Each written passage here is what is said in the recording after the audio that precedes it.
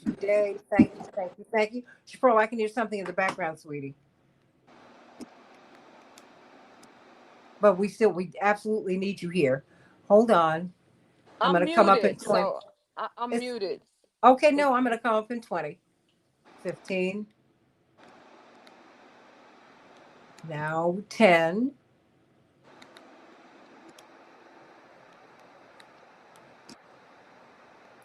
3. Hey everybody, welcome to the Santita Jackson Show here on AM 950 Radio, the voice of progressive Minnesota. We have got a lot to talk about today. It's just the times that we're in, everybody. The spirit of the times. What do they say? The zeitgeist? I don't know which to choose, but I do know what we try to do is amplify voices that are unheard. We try to give you stories that are not being told. And much has been made of the fact that the FBI, a federalized local police force, and the National Guard were not sent into Chicago. But what they're not telling you is that the ICE raids are on and cracking. Some people are calling it Operation Midway Blitz, whatever it is. People are being snatched away. Sometimes children are being left behind. We have got to talk about this, and it's not for brown folk only. Remember, more Black people were sent, or more people of African descent were sent to Central and South America than were brought to the United States. So, my friends, when we go to South and Central America, we all blend, and they are snatching up American citizens.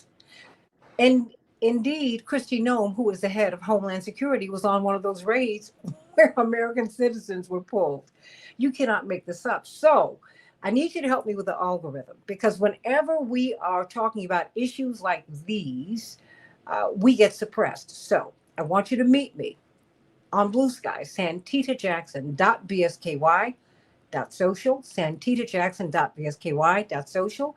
I'm on Facebook, Santita Jackson and Friends. You all keep going to Santita Jackson. I appreciate it, but you got to go to the and friends. Please, please, please. That's where I can accept new friends. Otherwise, Facebook is kicking you off, and I'm not doing that, everybody. I've been approached in the street by people telling me, why have you rejected me? I haven't. That's Facebook. That's not me. The Santita Jackson Show YouTube channel, which is where many of you are right now. Hey, Bernadette was there first, correctional officer for the lockdown, and Robert Williams, Shalom, and so many of you who are out there. Please like and share, like and share, like and share. And I want you to meet me on X at Santita J.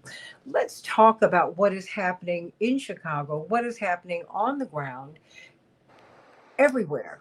And this story, interestingly enough, is I think it's not being obscured, it's being hidden. No one's really talking about this. People were waiting for this showdown between Chicagoans and the police, Chicagoans and ICE, Chicagoans and the FBI. But Chicagoans are being pulled. American citizens are being pulled, and we don't know where they're being taken. Children are being left behind. I have a brilliant panel on with us today to talk about this. Attorney Mark Fancher, who's with us just about every day. Uh, of course, Chaparral Wells. Um, but we welcome someone new to the show. I'm so glad I've been able to get her. So many people are envious of me today. And yes, I am saying it because, of course, she does so much brilliant work. This brilliant attorney who came into, yes, I have heard, into being an attorney um, a little later on in life with some experience. But you know what? I think that's a wonderful thing, Attorney Tanya Woods, because you know what? You are bringing really life experience into this on the side of town that a lot of people try to overlook, but you can't ignore the west side of Chicago. And Not so at I all. want to welcome you. Hey, come on. I want to welcome you to the show. West Side Justice. All right. It's in the house today. Talk to me because you indeed are really working to pull all people together to deal with this issue. What are you doing and what are you seeing? Why is it important? Why do you think this is everybody's issue? Absolutely. And thank you, Santita, for having me on and friends. Glad to be a member and friends. Let me set a stage and a context for what's happening, if you don't mind. The Mhm. Westside Justice Center is a holistic legal aid clinic situated in, and you can hear the sirens going by right now, probably, in Absolutely. the heart of East Garfield Park, which is on the west side. I'm probably about 4 or 5 miles away where I grew up in K-Town in Chicago. And that's important for context because all too often the services that are provided by to people in the Black community are provided by people who do not look like us. And so the West Side Justice Center was formed out of the need, responding to the need for people to be served by folks who look like them, who have the same lived experiences as they have.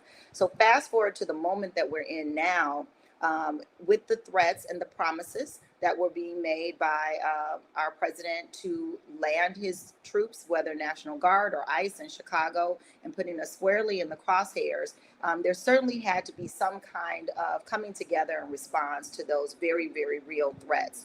And so the West Side Justice Center sits at the corner of California and Harrison, which is by no mistake, maybe about a mile away from a police station, another couple of miles away from IDOC, from Cook County Jail, as many people know it here in Chicago, and not more than less than 5 or 10 miles away from the federal courthouse. And I say that to say is because that's the kind of milieu that we're living in. We are not but a stone's throw away from detention centers and carceral institutions and courthouses while people are still trying to work and live. So when those promises and threats were made by our national government to put Chicago in the crosshairs of what now has become what we feel like being attacked by our federal government, then several groups came together on their own without any much hubbubaloo to say, how are we going to respond in this moment as Black folks in the moment when it seems like attention is maybe being paid for one group of people over another group of people. But what we know our lived experiences is the net that drags one drags us all. And so in response to those promises, we came together as a group of legal aid organizations, advocates, organizers, mutual aid organizers, some that are old and some that are new, some that respond to crises and rapid response, and those of us who have been in this business for a while, all to come together to pool together first our priority, our legal resources, under the guise of we keep us safe. No one can keep us safe better than we can. What we do know is that the current type of policing that happens in communities, in Black communities, does not always keep Black people safe. Ask anybody who's picked up the phone and tried to call 911 and ask them how fast or how quickly have they received help from our local police. So we're coming from a premise of concerned citizens, first of all, community members who live and work and have their being in communities that are supposed to be so, allegedly so violent that we cannot handle our own problems ourselves, when in fact we've seen a record low of criminal activity over time as a result of what we'd like to believe has been a reinvestment and a redirection of resources, not into more policing, but into mental health and education and healthcare and jobs and housing, all the things that make people feel comfortable, give them stability, and then make a life of crime less appealing. Within that, now we have galvanized the West Side Justice Center, along with the Black Voter Project, along with an organization called Equity and Transformation, and another organization called First Defense Legal Aid. And by no mistake, many of us are housed right here in this same not-for-profit hub on the corner of California and Harrison. That's important for two things. One, we serve the same community, but two, we're already in community doing the work together. So over 3 weeks, we are now an organization with no real particular name of over 45 organizations that have come together to be able to respond to what we feel is a very present threat. Well, let me ask you. Yeah, go ahead. Well, let me ask you this, because as I'm listening to you, this is a very unique approach, because what we hear a lot of, Attorney Tanya Woods, is that that Black people, this is not my fight. They say that. They say that we're saying that, and some of us do say that. That there is really, this is an unbridgeable gap between the Black and brown communities. And you're seeing and saying something very different. Absolutely. Help me understand how you lean into that. Yes. I'm going to tell you why. In Chicago, we have a very large and vibrant immigrant population. What some may not know is that about 20% of those immigrants are Black immigrants. What do you mean by that, Tanya? I am talking about our brothers and sisters who are from Central America that do not necessarily come from Spanish speaking or what's traditionally thought of as Latino countries in the West Indies or the Caribbean, however you refer to them. So we're talking about places like Haiti and Belize and others, right? We also have a large immigration population of folks who come from West Africa, East Africa, that make up that Black immigrant community just here in Chicago. What many people would be surprised to also know is that across the state of Illinois, there are enclaves of other Black immigrants, folks from Eritrea and other places like that, that have found a home and a community and been able to get jobs and homes and work and go to school just like everybody else. And so not only in Chicago, but across the state of Illinois, we are home to many wonderful pockets and communities that folks that don't necessarily that you would typically think of. About 5 years ago, my organization, along with another organization called the Resurrection Project, which primarily serves the immigrant needs of the Latino community, came together to form a statewide program offering legal services and community navigation services to people in the Black and Brown community. Because what we figured out really easily, which other people know but don't necessarily give a lot of airtime to, is that there are many roads that lead to incarceration and even more that seek to destabilize and tear apart families, regardless of what your skin color is. But what we also know is that uncharacteristically high numbers of those systems work to the detriment of Black families and Brown families. And so by coming together, we have found that we are able to lift up community-based organizations, provide legal services, systems navigation services, so people can stay out of criminal justice system, so they can have information before they need it in order to support themselves and their family. So where we are right now at this moment, I'd like to believe is just a continuation of work that has probably begun in other places and spaces, but we just don't get an opportunity to hear about, as you so aptly suggested at the top of this show, is that we don't hear about these relationships, and we get pitted in these what I believe are false binary equations of us versus them, when really the oppressive systems and the oppressor does not look like us. So so you see an opportunity for intersectionality then? Absolutely, there's overlap, but let me be very clear. This collaboration that I'm speaking of is an effort to lift up and to be able to undergird the Black community first. That is our priority. But at the same time, as Grandma would say, you can walk and chew gum at the same time. So again, really pushing back on what we believe is often a very false conversation to say, if I win, you have to somehow lose. That's right. We rebuke that, right? I'm going to win, you're going to win. We're going to come together where it makes sense to do so, share resources, share information. When we hear about ICE raids or ICE presence, that information often comes from other folks that are not necessarily squarely at the center of this coalition. But at the same time, if I hear about somebody that's from a West Indian country that's been picked up, that's undocumented, that's probably coming to my community. And so we are sharing that information so that we can help each other, while at the very same time prioritizing the needs of our people in our community. Attorney Mark Fancher, you're up in Michigan.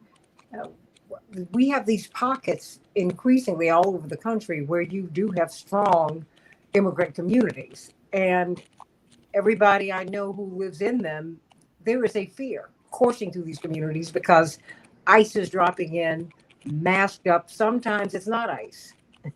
And people are being attacked, they're being robbed. There's just so much that's going on.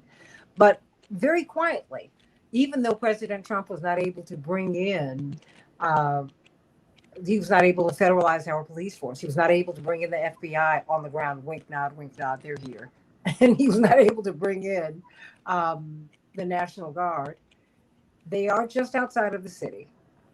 And the fact is, very quietly, what they're not saying in the middle of the farm country is that they're pulling up these people who are, they're really going after the Hispanic population, but they're going after all of these immigrant populations that are of color. Yes, absolutely. And in Southwest Detroit, there is an area that's called Mexican Town, and it has the businesses there, lots of Mexican restaurants and other things, have suffered greatly in recent months because of the fear that many of the potential patrons have of being snatched up. And so it has a derivative effect, not just on individuals and families, but also on businesses. And so it's something that is connected, just like everything is connected. And I think what concerns me the most is that many of the people who are potentially most impacted by this are people who don't have a real appreciation for the nature of the threat. And they become susceptible to all the games that are played in order to make the threat more effective. So council has explained very well a process and an approach that's necessary for us to approach it and to respond to it effectively. And that is to come together, to unify across community lines. Because the fact is, and stated plainly, the objective of the current administration and all of its MAGA supporters and everybody else is basically just to make America white. That's the primary thing that they're trying to do, is to make it white. And they're engaged in a furious effort to purge the country of as many people of color as they can by whatever means. They know that the window is very limited, that they're not going to have forever to do this. And so they're really approaching this as though they are on fire or something. I mean, they've got to get rid of as many people as they can. And I think that one of the things that would slow them down is if we were standing shoulder to shoulder with these communities. It would cause them to have to deal with basic things like whether what they're doing is legal. It would give an opportunity for challenges in court to actually be completed because their strategy has been essentially, let's just do everything illegal that we can think of as quickly as we can. It's okay if someone sues. It's okay if someone takes us to court, because while it's working its way through the court, then we're going to start doing some more illegal things.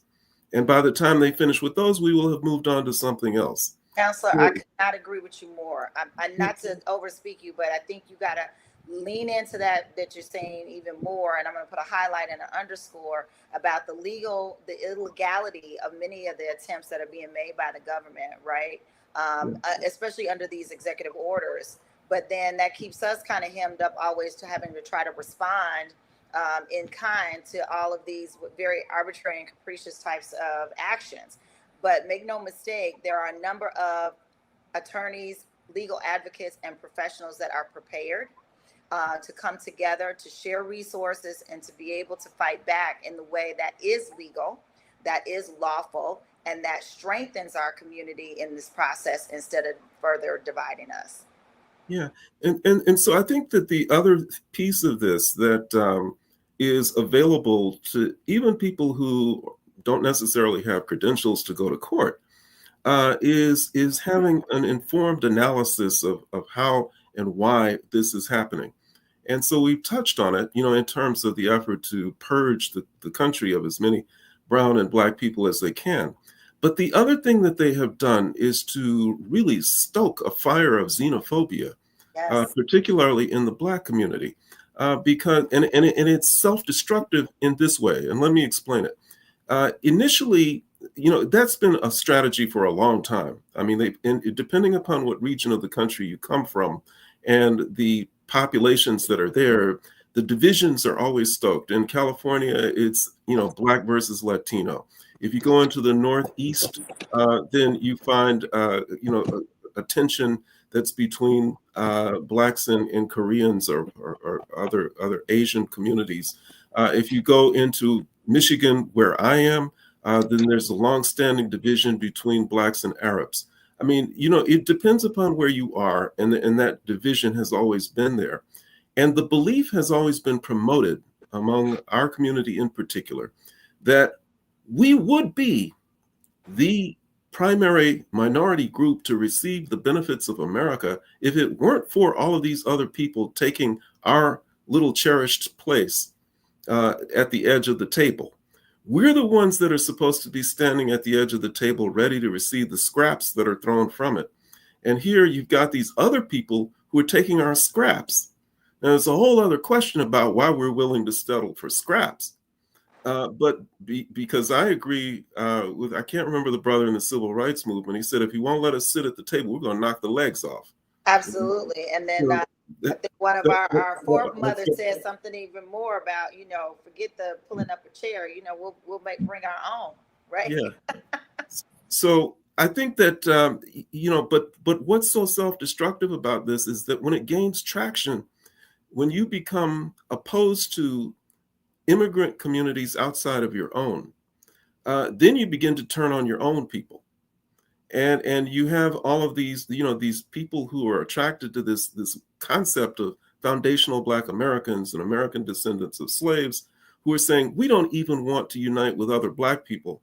We only unite with people whose ancestors and ancestry can be traced directly back to people who were enslaved in the United States of America, as though the people who were enslaved in Haiti, the people who were enslaved in Jamaica, who were enslaved in Belize or any other place, somehow their experience was different. And somehow their enemies were different. And somehow their enemies currently are different. It's all the same enemy. They've created these divisions even when there should not be any. And if you're not careful, once they start to divide you from other immigrant communities of color, and then they start dividing you from other Black people who come from other parts of the world, the next thing that they'll do is they'll start dividing you from your own mama. And don't think that it can't happen. But that's what we're seeing. But fortunately, the work that you, Attorney Woods, and you, Attorney Fancher, are doing, by giving voice to, number one, I think that, Attorney Woods, what you're doing is so important because it far too often Black people feel unprotected, you know. Excuse me, because we're the only ones who cannot pass into whiteness in a generation or two. So no matter what it is, you got one drop of Black blood here, that's what you are. And I'm fine with that. Love it.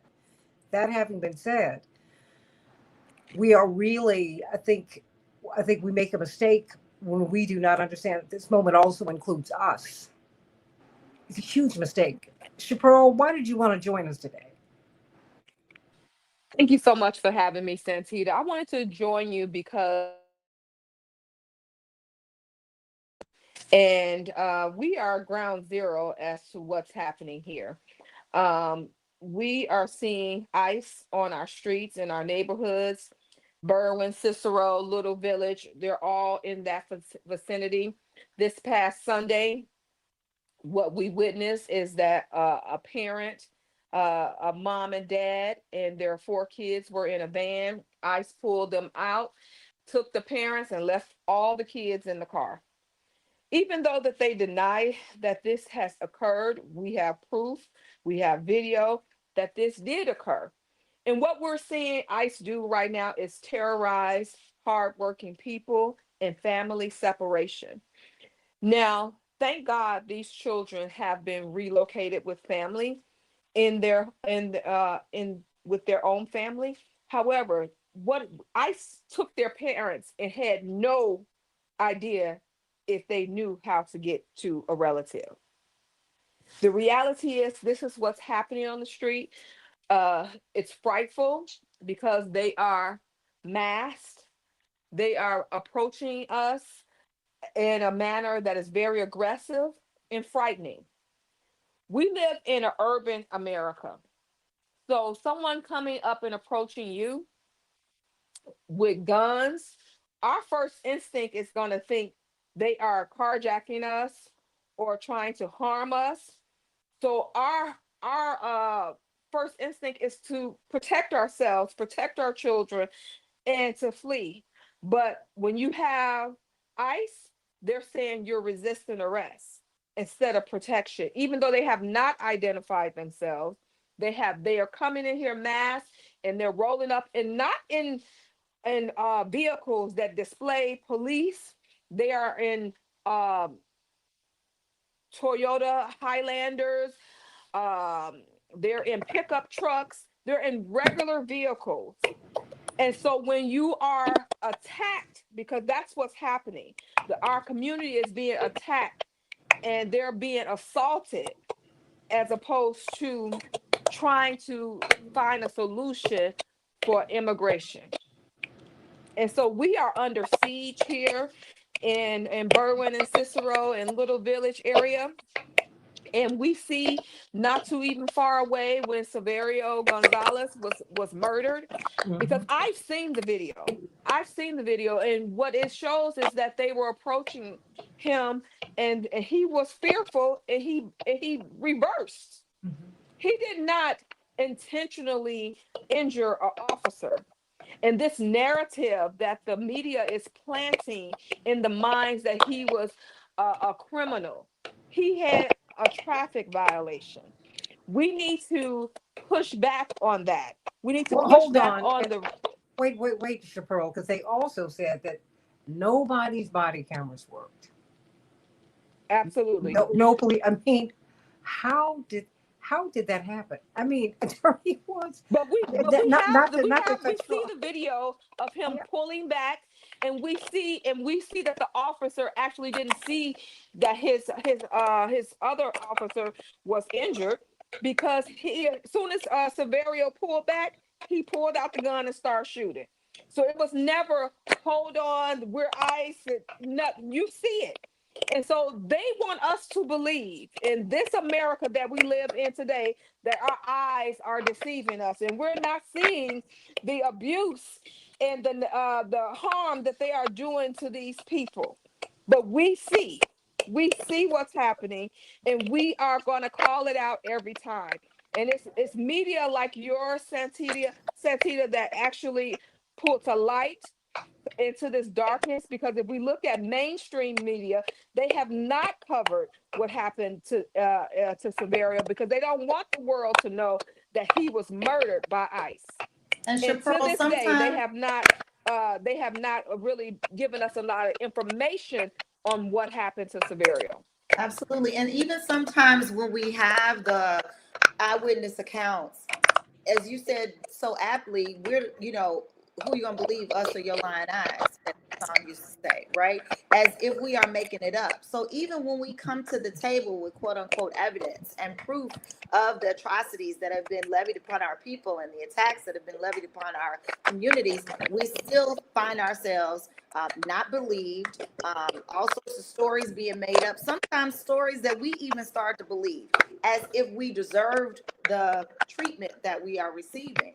And that's where now this group of organizations that I spoke of earlier is really taking to the streets, making sure that people know what their legal rights are. But what we are now saying, know your rights has always been something important in the Black community.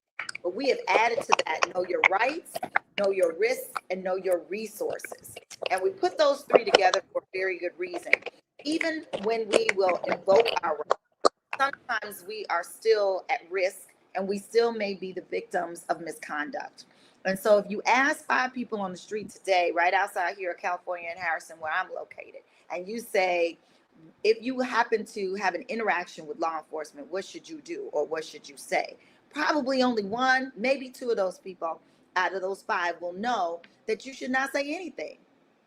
So we are really pressing in on know your rights, because we want folks to know that whether it's local law enforcement, state law enforcement, federal law enforcement, you may not get an opportunity to even figure out who is detaining you. You want to ask the question, am I being detained? I've been sharing, recently I saw a movie called Highest to the Lowest, starring Denzel Washington, made by Spike Lee. The storyline is not that important. The story, one of the scenes is, a brother who has a who was formerly incarcerated, so he has a criminal record, is being detained by a group of detectives, and they're asking him questions. He knows his right. He also knows his risk, being a formerly incarcerated person, that in this very heated moment and exchange that he's having with law enforcement, this can go one or two ways. Really, really badly for him because he is a person with a record, or he can keep his cool and say these magic words. Am I free to go? Am I being detained? Either one of those. That you have the constitutional right to ask that question. And under the law, that law enforcement person should respond to you. But what we know, boots on the ground every day, when people are being detained, you might get something like, hey, we just want to ask a couple of questions. Hey, why don't you calm down and talk to us for a few minutes? Anything other than a direct answer. But what we stress in our Know Your Rights education is that you want to be able to stay cool and say, am I free to go? In Well, the event, hold on. Let me ask you yep, about this. yes, sir. Yes, Okay. Am I free to go? yes. If they say yes, if they say no. Give me those two I scenarios. was Play those just out about for to go there. Thank you. If they say yes, am I free to go? And this is key. You want to walk away from the scene. Do not run. Why is that important? The difference between walking away from that exchange and running away could be interpreted as resisting arrest or any number of things that then they can pull you back. So you want to walk calmly away from that scene. Now I know, and I have been stopped for a traffic, busted tail light or expired tags. If I get pulled over, I'm nervous.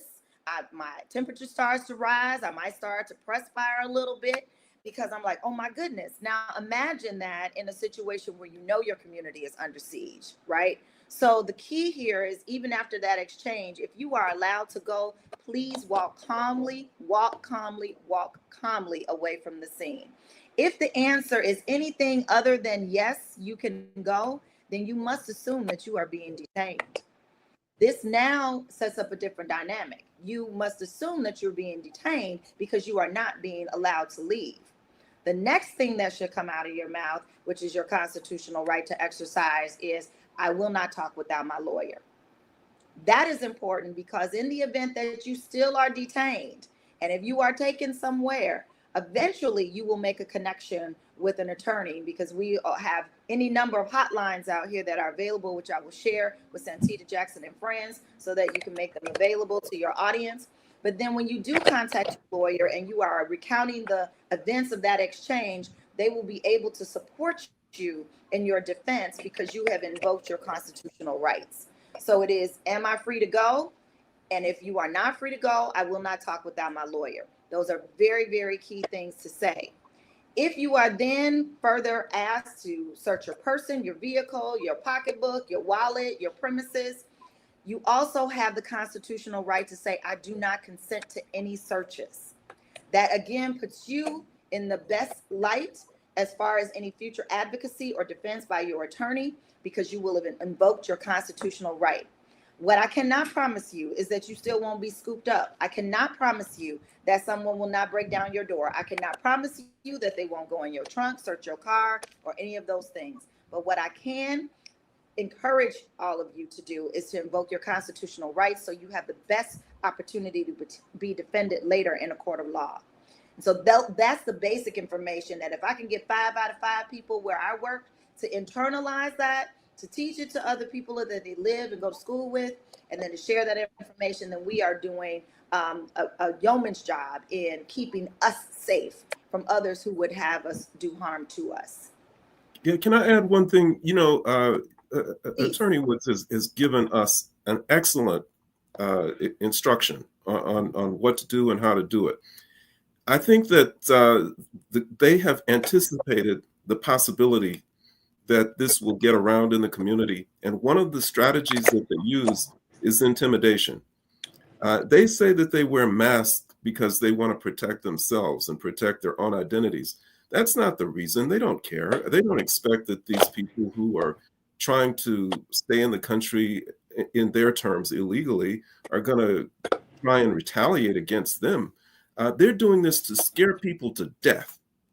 Because that looks very intimidating when you're set upon by a brigade of people who are masked and who are armed and all of that kind of thing.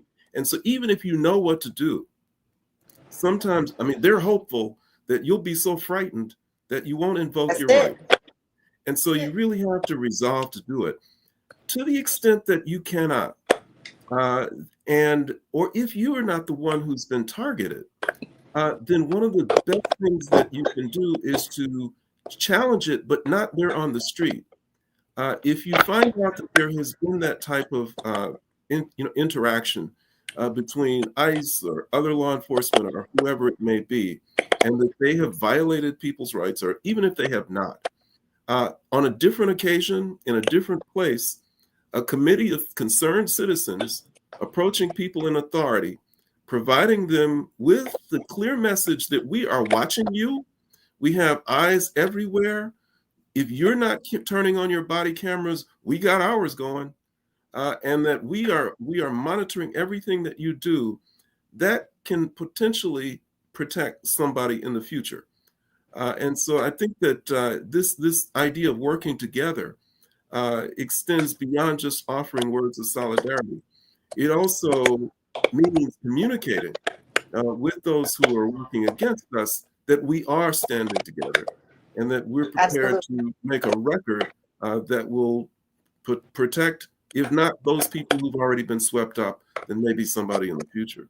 Well, correctional officer for the lockdown says, I bear witness that a great number of negative law enforcement interactions can be avoided if civilians refrain from escalating conflict. Law enforcement are trained to immediately neutralize. He continues, all it takes is for a person to make a motion physically to engage in conflict with a law enforcement officer. Officers are trained with verbal judo, and civilians need to know this. But, I just think, Can I respond to that? please, because I think of Philando Castile, Yeah. I don't know. It's like I comply, I die. No, here's the deal. He's exactly correct. That is what most law enforcement officers are trained to do. But in terms of what they actually do, Okay. it's very different. I mean, I in my job, in the work that I do, because people know that I deal with police misconduct, I get complaints not just from people of color, but I get complaints from white people too, who think that they've been abused by the police, and they provide me with videos of their encounters, and the encounters are very different. What I see from the encounters that people of color provide me is that they are very compliant.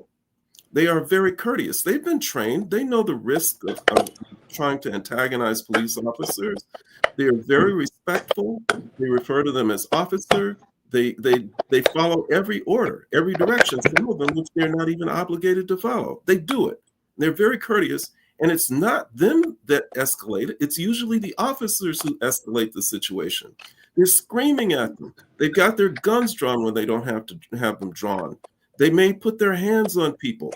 They may shout at them. And the more they escalate, the more the person who's being stopped begins to de-escalate, trying to calm it down. Yeah. Officer, please, I'm just trying to do this.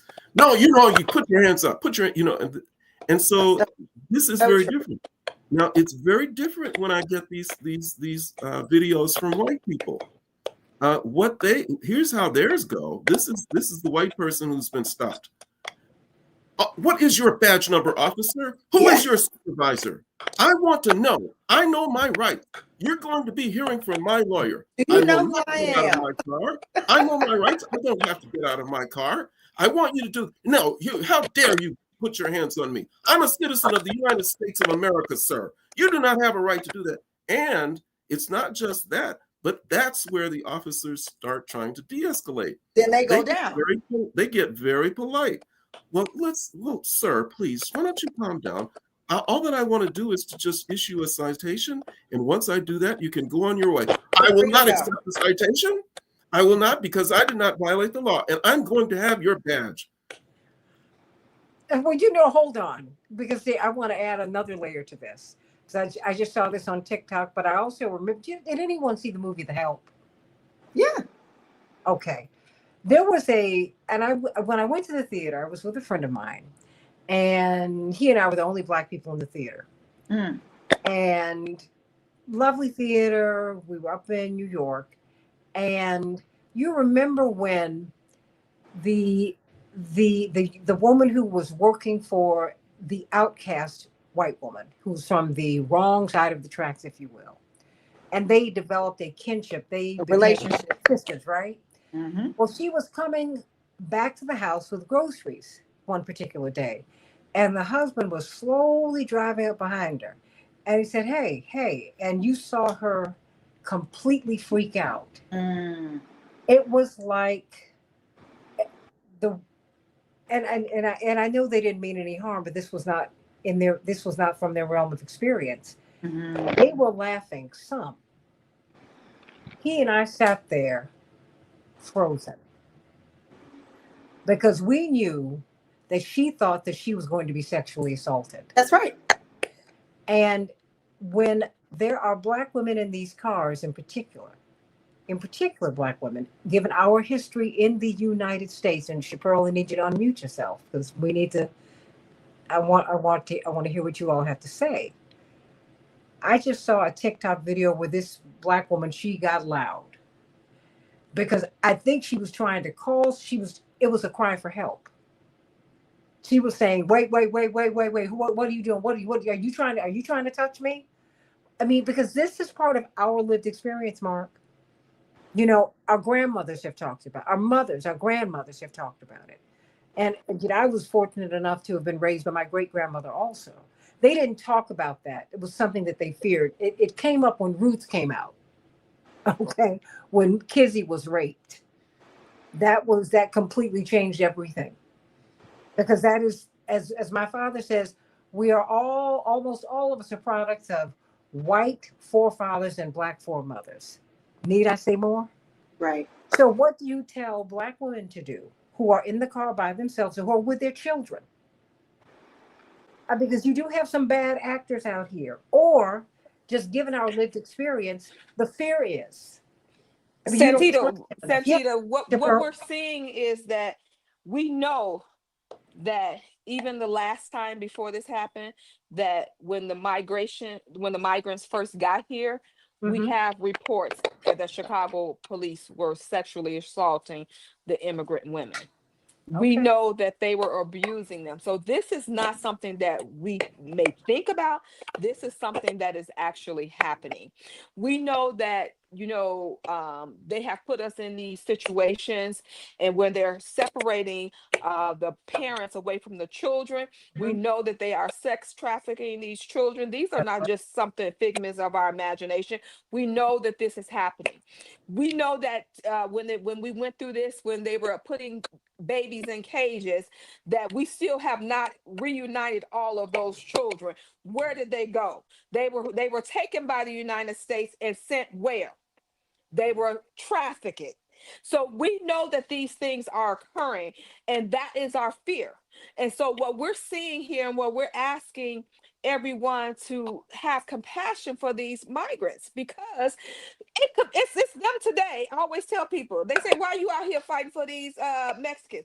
I said, because it's them today and me tomorrow. I understand that. What we're seeing here on the streets here today, they said, the Supreme Court said last week, oh, if you look brown or you look like you're doing a certain That's job. right. So That's next thing they're right, gonna say, if you Cheryl. look like a nigga, we can pull you over and we can racially profile you. Hey, I have a lived experience when my son was murdered, and he went to the police for help, and they let him bleed out in front of him, and they didn't help him. I know what it means to be racially profiled, because they thought that he had stolen the car when he was just actually driving his own car. So the reality is that we have enough data, enough history to know how we're treated as Americans in this country, how we have been dehumanized by those who have power in this country, and they don't even look at us as human. And so that's why they feel that they can treat us any kind of way. But we are here to tell you, Santita, that we are fighting back. I tell people all the time, we have in Cicero and Berwyn, we got a little underground railroad that we are out here. We have rapid response team, like Tanya was saying, that are out here coming out 3 and 4 o'clock in the morning, hitting these sites, fighting back with ICE, because of the fact that we know that it's them today and us tomorrow. None of us are safe. We may have jobs, we may have homes, we may have all that today, but tomorrow in an instant, it could be gone. And so that's why we are sitting here. And it's not about okay, we just have to comply. We have seen people like Philando can still comply. We have seen what happened to George Floyd. We have witnessed just the other day, they telling us that we don't even see a man hanging from a tree in Mississippi, that he hung himself. With broken limbs. With broken. Yeah. So we're seeing this, and we're seeing somebody, one of my older friends, she said, is this 1960 again? I said, we never left. We never left being assaulted by those who have power. And Yeah. this is, you know, they are afraid that we are not, that we're going to take over this country. We have never been the aggressor. They have always come for us. And Chapeau, so I heard what last night at a conversation, someone likened it to, we remember in our collective history, in our American history, when a slave would flee the South to go north, that it was lawful for a slave catcher to go up north, capture you, and bring you back. Wait a minute. Our own first president tried to do that with Oni Judge. He kept following this woman, and she kept refusing to come back, because you could go up north where they had freedom, because that's where our first national capitals were not in Washington D.C. That It was is correct. Philadelphia, it was New York.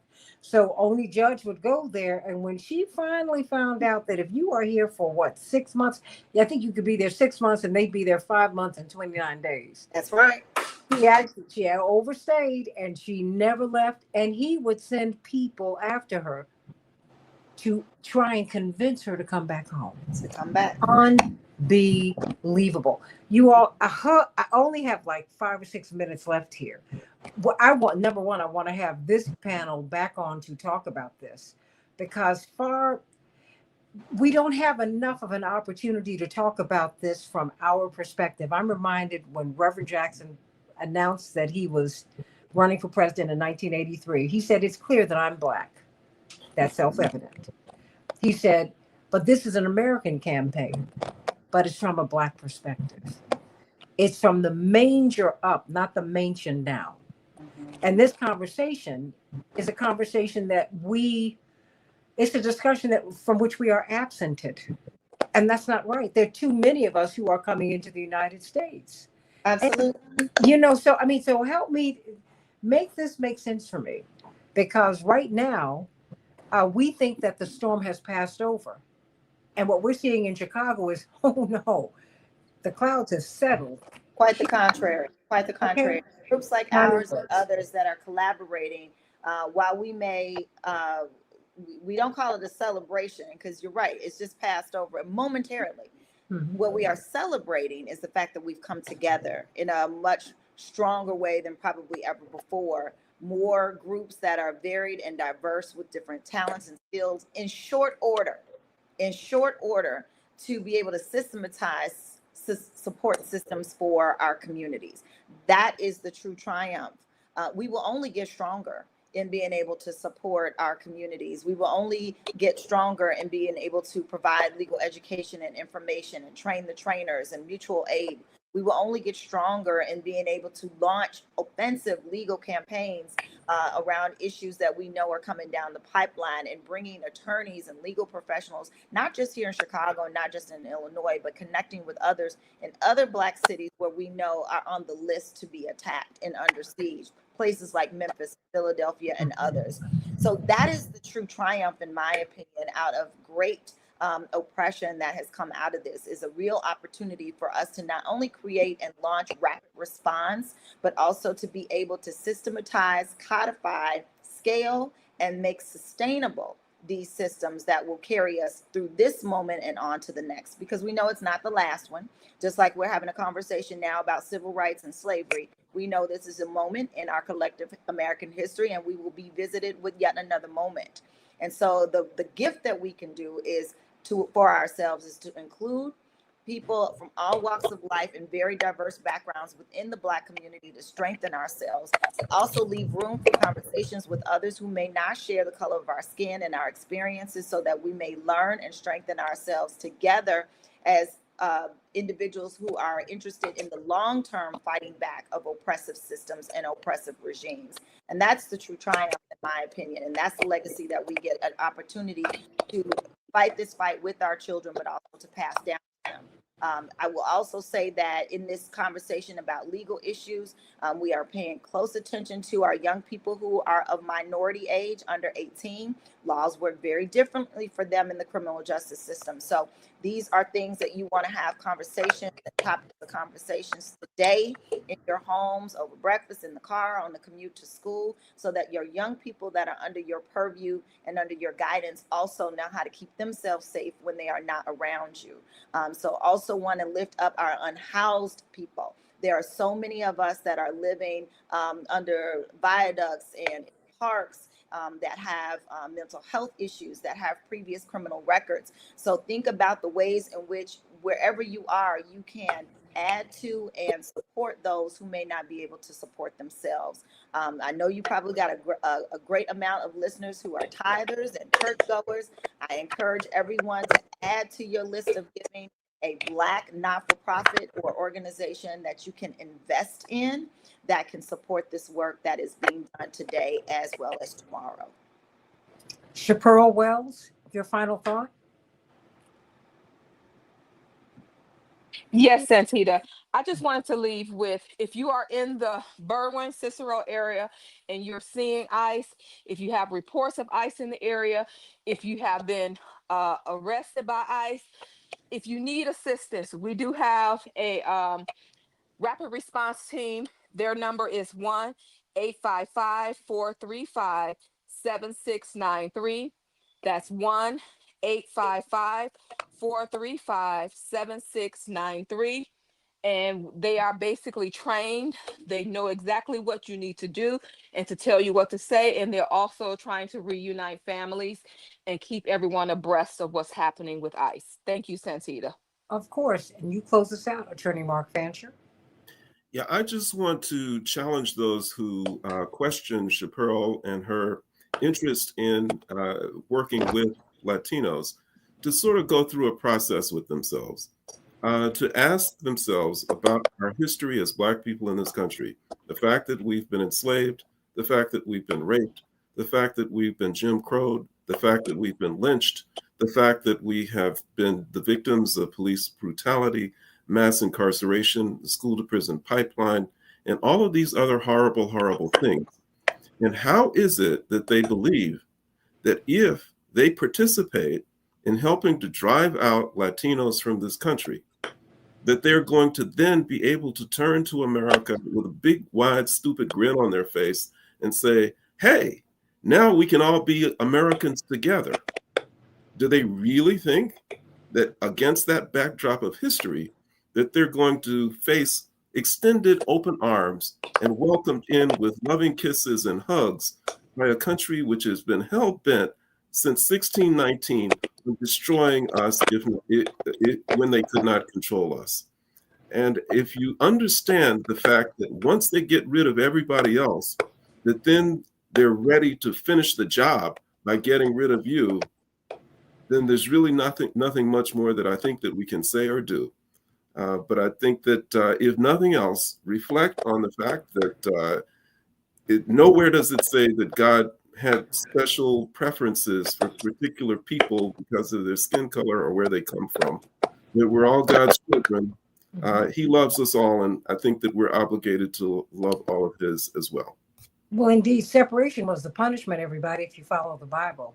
So let's be very clear on that, not to mention the fact that whatever your belief system, Jesus was, for me, my Savior, but for everybody, the great teacher. That which you've done unto the least of these, you have also done unto me.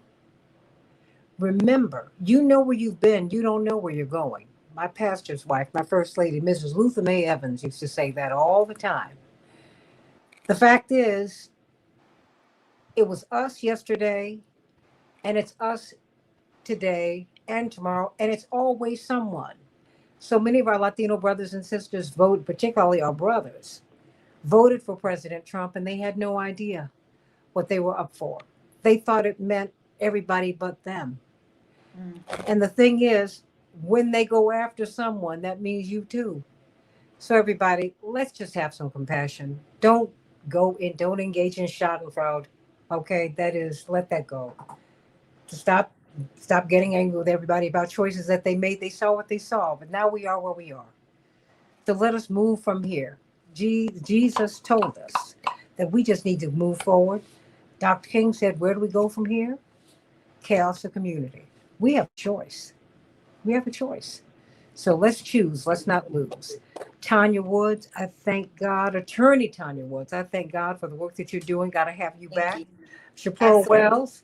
Oh, look, absolutely. And everyone, I encourage you to come to Rainbow Push, to the Operation Push Forum. We've been doing this for more than 60 years at 930 East 50th Street. Join us on Saturday at 10 o'clock and let us find comfort and shelter with each other. Sending you much love. I'm going to be talking with Jeffrey Sterling. That's right, CIA officer, former CIA officer, whistleblower. He was in jail for 2 years after charging the CIA with racism and things like that. Let's talk with him and hear his story. Next on the Santita Jackson Show. Back in just a moment.